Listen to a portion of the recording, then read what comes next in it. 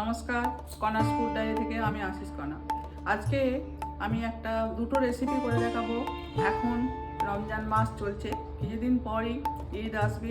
সেই ঈদ উপলক্ষে আপনারা বাড়িতে এই রেসিপি দুটো করে দেখতে পারেন। আশা করছি অবশ্যই আপনাদের ভালো লাগবে। তো একটা রেসিপি হচ্ছে হান্ডি মটন বা চম্পারন মটন বা অহনা মটন, যে যাই বলতে পারেন, সেটা আমি খুব সহজ পদ্ধতিতে করে দেখাবো। আর তার সঙ্গে খাওয়ার জন্য থাকছে বাসন্তী পোলাও। তো এই দুটো রেসিপি আপনাদেরকে করে দেখাচ্ছি, আপনারা দেখতে থাকুন। হান্ডি মটনটা ম্যারিনেট করব, তার জন্য লাগছে আমি 1 কেজি মতো মটন আছে, তার জন্য আমার 500 পেঁয়াজ লাগছে সব মিলিয়ে। তো আমি কিছুটা পেঁয়াজ এখানে আলাদা করে একটু পেস্ট করে নেব। আর লাগছে আমার একটা গোটা রসুন আছে, এই রসুনটা কুচো করা আছে। আর আছে 1/2 ইঞ্চি মতো আদা, আর দুটো কাঁচা লঙ্কা। এটাকে আমি পেস্ট করে নেব। প্রায় ঘন্টা সারা রাত ম্যারিনেট করে রাখলে খুব ভালো হয়, কিন্তু আমাদের হাতে এত সময় নেই। আমি ঘন্টা 1.5 মতো এটাকে ম্যারিনেট করে রাখবো। এই যে আমার এখানে 1 কেজি মাটন আছে, এটাকে আমি ম্যারিনেট করব। তো প্রথমে আমি লবণ দেব,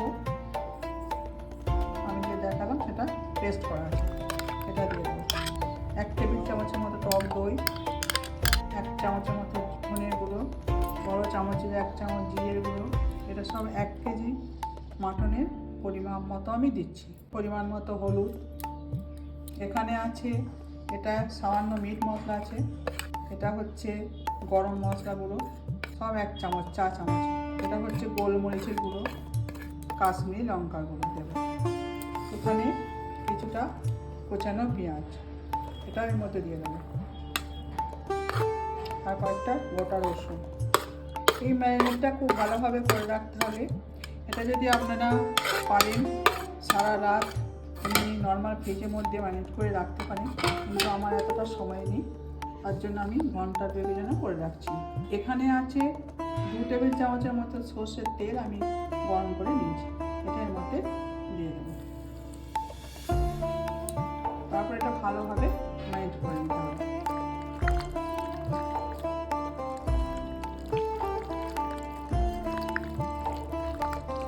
যতক্ষণ ম্যারিনেট করা থাকবে জিনিসটা তত ভালো হবে। খুব ভালোভাবে মেখে নিতে হবে, যেন মশলাটা মাংসের মধ্যে ভালোভাবে ঢুকে যায়। চাপা দিয়ে দিচ্ছি। দেখুন, এই হান্ডি মটন বানাবার জন্য আমি একটা হাঁড়ি বসিয়ে দিয়েছি। হান্ডি মটনটা মাটির হাঁড়িতেই ভালো হয়, কিন্তু আমার কাছে মাটির হাঁড়ি নেই। তাই জন্য আমি এই যে আমার বাড়িতে যে হাঁড়িটা ছিল, পিতলের হাঁড়ি, এটা আমি বসিয়েছি। যদি আপনাদের কাছে মাটির হাঁড়ি না থাকে, আপনারা যদি বাড়িতে অ্যালুমিনিয়ামের হাঁড়ি থাকে সেটাতেও করতে পারেন, তো সেটাও ভালো হবে। প্রথমে কিছুটা সরষের তেল দেবো এর মধ্যে। সরষের তেলটা গরম হোক, ততক্ষণে কী কী দিচ্ছি দেখে নিন। ফোড়নে 2টো তেজপাতা, 2টো শুকনো লঙ্কা, কিছুটা দারচিনি, কটা ছোটো এলাচ, জয়িত্রী, কিছুটা স্টার অ্যানিস, লবঙ্গ, শাহি জিরে। এটা আমি ফোড়নে দেবো। এরকমভাবে গোটা, এটা একদম গোটা এটাতে মাখিয়ে নিতে হবে। আমি একে একে ফোড়নটা দিয়ে দেবো। গ্যাসটা একদম কমিয়ে দিয়েছি।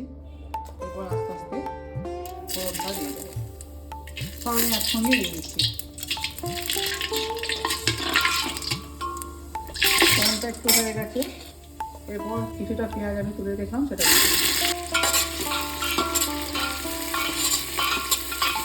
আর আছে এখানে 2টো কাঁচা লঙ্কা আর টমেটো, একটা মাঝারি সাইজের টমেটো আছে। যেহেতু আমি টক দই দিয়ে ম্যারিনেট করেছি, বেশি টমেটো দিচ্ছি না, আমি একটা মিডিয়াম সাইজের টমেটো দিলাম। আর 2টো শুকনো লঙ্কা দিয়েছি, 2টো কাঁচা লঙ্কা ওকে দিয়ে দিচ্ছি। মশলাটা আমি হালকা করে ভেজে নেব, দেখুন এরকমভাবে ভাজা হবে অল্প। দেখুন হালকা কিছুটা ভাজা হয়েছে এরকমভাবে। এরপর দিয়ে দিচ্ছি একটু কাশ্মীরি লঙ্কা দেবো।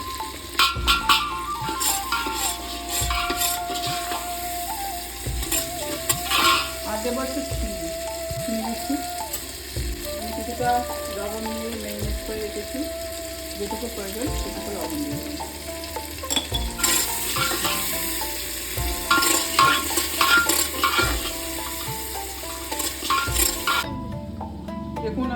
মাংসটা ম্যারিনেট করে ফ্রিজে রেখে দিয়েছিলাম, প্রায় 6-7 ঘন্টা হয়ে গেল।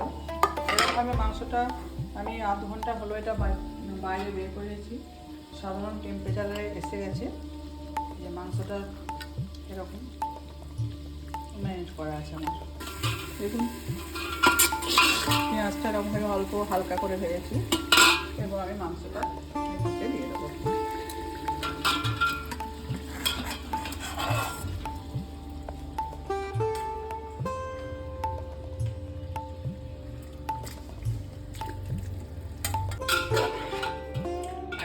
আপনারা বাড়িতে অবশ্যই এরকমভাবে করে দেখবেন, আশা করছি আপনাদের খুব ভালো লাগবে। এরকমভাবে আস্তে আস্তে মাংসটা আমি হালকা করে একটু নেড়ে নেবো, বেশি কষাবো না।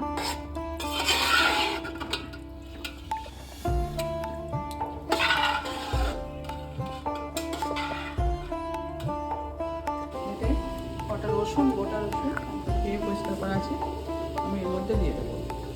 এটা অনেকে গোটা গোটা রসুনগুলোও দেয়, কিন্তু আমি ওরকমভাবে দিচ্ছি না। আমি এইভাবে রসুনের কোয়াগুলোকে ছাড়িয়ে নিয়ে সঙ্গে দিয়ে দিচ্ছি। মোটামুটি আমার সব মশলা দেওয়া রেডি হয়ে গেছে। হাঁড়ির মতন করা এরকম খুব একটা ঝামেলা নেই, খুব সহজভাবেই হয়ে যায়। মশলাগুলো একটু রেডি থাকলেই হয়। চাপা দেবো আর একটু হালকা মশলা, যেটা মশলা ধোয়া যে জলটা আছে, একটু গরম জল দিয়ে রেখেছি, এই বাটিটার মধ্যে একটু জল দেবো, অল্প করে জল দিয়ে জলটা দিয়ে এবার আমি যেটুকু জল বেশি দেবো না, কেননা আমি টক দই দিয়ে মাংসটা ম্যারিনেট করেছি। তো আমি একদম অল্প জল দেবো।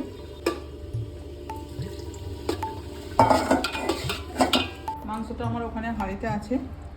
এরপর আমি এটা ভালোভাবে চাপা দিয়ে দেবো।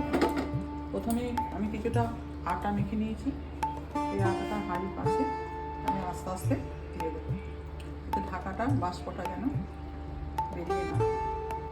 এইভাবে সুন্দরভাবে দিয়ে দিতে হবে। এবার আমি আস্তে চাপাটা আস্তে আস্তে বসিয়ে আর পাশ থেকে আমি এটা মুড়িয়ে দেবো। এরপর আমি একটু মাঝে মাঝে একটু এটাকে টুথপিকে করে ফুটো করে দেবো। আমি 20 মিনিট পর এটা একবার হালকা করে এরকমভাবে নাড়িয়ে দেবো। আর আমি এদিকে পোলাওটা তৈরি করবো, রান্না করবো নিমন্ত্রণের সাথে খাওয়ার জন্য। তা প্রথমে আমি কিছুক্ষণ আগে 10 মিনিট হয়ে গেল চালটাকে একটু জলে ভিজিয়ে স্টিমারে দিয়ে রেখেছিলাম। দেখুন চালটা একদম ঝরঝরে হয়ে গেছে। আমি গোবিন্দভোগ চালের করছি না, আমি বাসমতি রাইসের করছি। চালটা জল ঝরানো আছে ভালোভাবে। এখানে কিছুটা গ্রেট করে রাখা আদা আছে, আদাটা দেবো, সামান্য গোলমরিচ আর গরম মশলা, হলুদ দিয়ে দিচ্ছি। দিয়ে এটা আমি ভালোভাবে চালটা সঙ্গে ভালোভাবে মিশিয়ে দিলাম। 2 চামচ ঘি দিয়ে দিলাম। আমি একটু সাদা তেল দিলাম।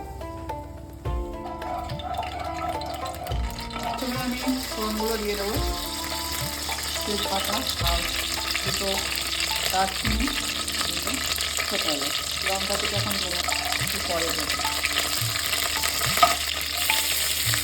কিশমিশটা দিয়ে দিলাম ওপরে, হালকা করে ভেজে দেবো। তারপর একদম সহজেই জায়গায় আমি চালটা দেবো।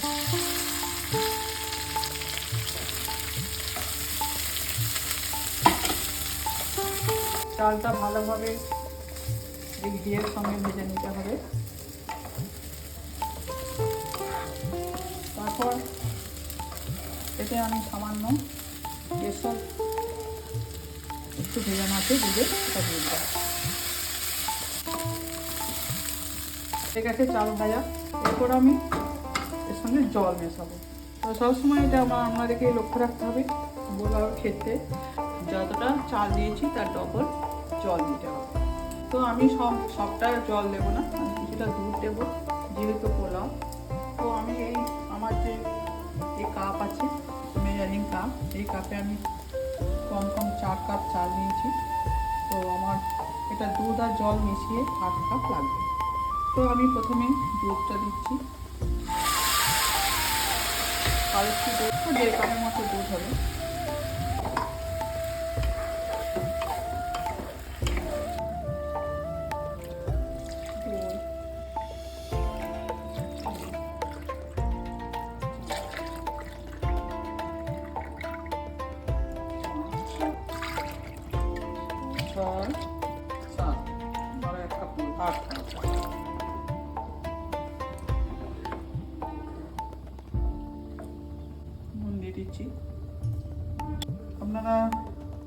চাইলে এমনিই চিনি দিতে পারেন, কিন্তু ভালোভাবে মেল্ট হয়ে যাবে বলে আমি চিনিটা গুঁড়ো করে রেখেছি। জল দেওয়ার পর আপনারা চিনি বা নুন এটা দেবেন। আমি 4 চামচ চিনি গুঁড়ো দিয়ে দিলাম, একটু মিষ্টি মিষ্টি হবে এই পোলাওটা। তবে শেষে যে কাঁচা লঙ্কা যে দুটো আমি কেটে রেখেছি এই দুটো দিয়ে দিলাম। এবার একটু নাড়িয়ে নিতে হবে ভালো করে। এরপর আমি চাপা দিই। আর দেখুন এই যে এখানে হান্ডি মটন হচ্ছে, আমার এখানে পোলাও হচ্ছে। তারপরে পরে আপনাদের সামনে ফিরে আসছি। দেখুন এবার আমি এই হাঁড়িটা খুলছি। দেখুন